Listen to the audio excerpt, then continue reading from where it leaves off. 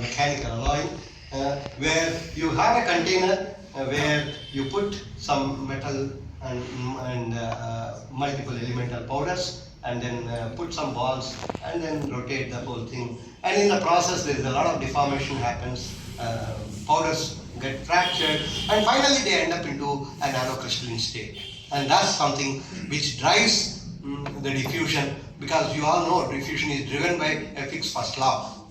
Many of you are aware of. And if the gradient is very high, then the diffusion happens very fast. And to have the gradient very high, if your diffusion distance is very small, then the gradient is very high. So here, in the process, because they are becoming nanocrystalline, then automatically the diffusion distances are very short, and then alloying happens at room temperature, which is something which is very difficult to perceive. And we have been able to demonstrate that almost every alloy can be easily made by this particular process. And there's a lot of exciting thermodynamics that one can talk about. So that was the kind of joy with which I have been pursuing. And then saw one day in my electron microscopy, those days, Mukho used to teach me microscopy, and that is how we used to learn microscopy. So take a crystal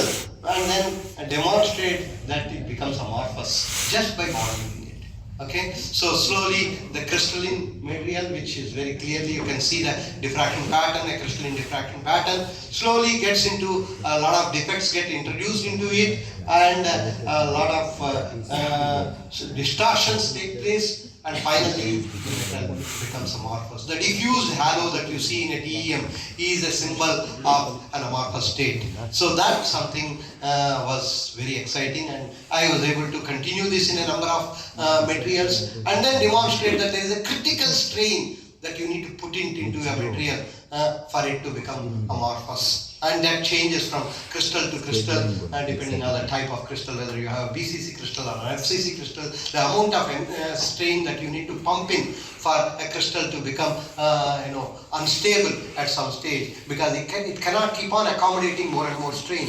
At some point of time, this crystal with a lot of strain becomes unstable, and it prefers to become an amorphous state. So that was very exciting days. Then I moved to IIT Kharagpur, and there I met a great gentleman by the name Professor Vasun Chakravarti. He was a foundryman. Okay, if you have heard of this word foundry we use in two contexts. One, the silicon foundries that people talk about, semiconductor foundry, but this is a typical metal foundry where the moment I joined, he told me, Professor Murty, I work on aluminum, melting and casting of aluminum. There is a major problem that we face, that in aluminum, typically when we cast an aluminum, the grain size that you end up into this is very large, and because of which the mechanical strength of these alloys are very low.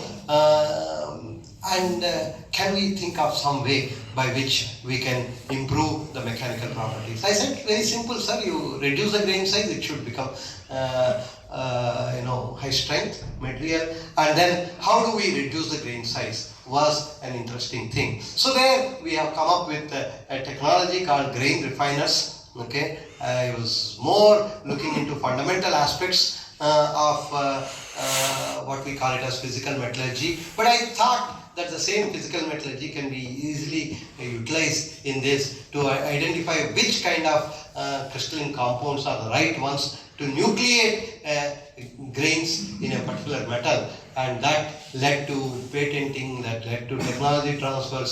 So that was another exciting time that I had in the early stages of my stay at IIT Kharagpur, and we were able to convert metals which are of this nature. For example, if you take aluminum, cast a rod of aluminum, cut it and look at it in a microscope, you will see a grain structure like this. These are all called columnar grains.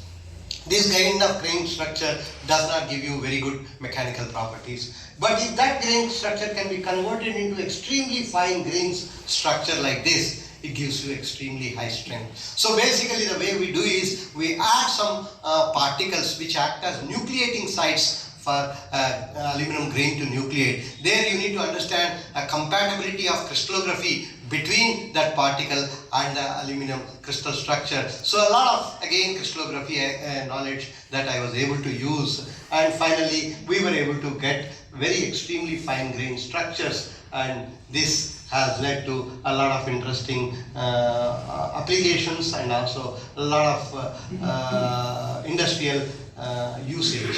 And I will not go details into this. We were able to produce very high strength alloys and also introduce the same nanoparticles of extremely small particles to even create what are called metal foams. So all that was very exciting, mostly I would say industrial connection, and that's when my interest to develop technologies which are with very strong industrial applications became very passionate to me, and then a lot of patents came out of that. Then I started working with another professor by name Prof. I mean, those days Kharagpur was a place where the total number of PhD students in the department can only be 15.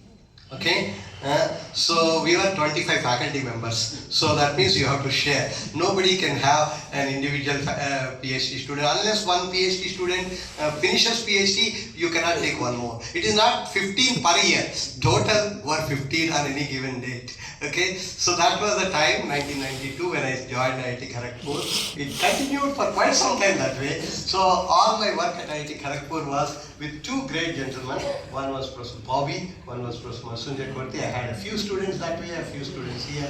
And then we started thinking that how do we make nanocrystalline materials? And very, very exciting things that can happen. The moment you take a material into a nanocrystalline state, a lot of interesting things happen. Phase stability becomes a very important thing, and also what we call it as phase diagrams themselves start changing. And these are very interesting. For example, if you take any alloy, let's say aluminum iron, okay, and you start ball milling these two together, the moment they become nanocrystalline, suddenly you start seeing that one element starts diffusing into the other. Okay, that the so-called solubility of a particular element into other suddenly starts increasing the moment you go to a certain critical size, which is typically we found out to be around 20 nanometers or so. The moment you come to 20 nanometers size, suddenly you start seeing a lot of solubility being built up. So this is what we call it a, madam, if you don't mind, can you sit somewhere? You're standing. It's okay, I'm sorry. No, she will cry anytime. Sorry, if you want to stand still, you go ahead.